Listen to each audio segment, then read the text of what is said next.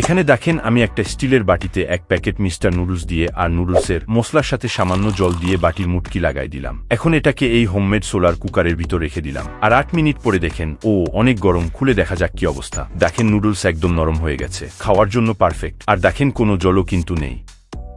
তো এই ভিডিওতে আপনাদের একটা সোলার কুকার বানিয়ে দেখাবো।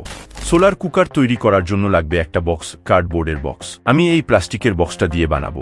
সবচেয়ে প্রয়োজনীয় জিনিস হচ্ছে অ্যালুমিনিয়াম ফয়েল। এটা কেনার লিঙ্ক ডেসক্রিপশন বক্স আর পিন কমেন্টে পাবেন। এখন বক্সের ঢাকনা সমান করে অ্যালুমিনিয়াম ফয়েল কেটে নেবেন। খেয়াল রাখবেন অ্যালুমিনিয়াম ফয়েল যেন বেশি ভাঁজ না হয়। যত সমান হবে তত বেশি আলো রিফ্লেক্ট করবে।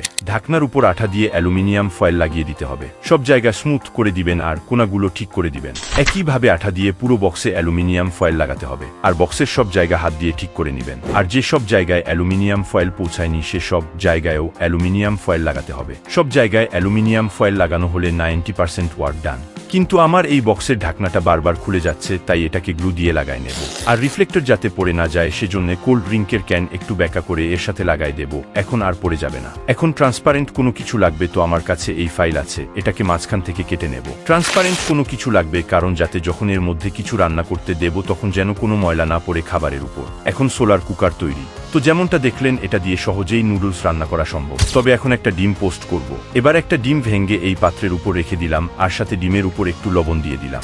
চলুন সোলার কুকারের ভিতর রাখা যাক। তো এখন 10 মিনিটের বেশি হয়ে গেছে, আসুন ডিম বের করে দেখা যাক। আর দেখেন ডিম কিন্তু অনেকটাই রান্না হয়ে গেছে, কিছু কিছু জায়গা এখনো হয়নি। আর কিছুক্ষণ রাখলে হয়ে যেত।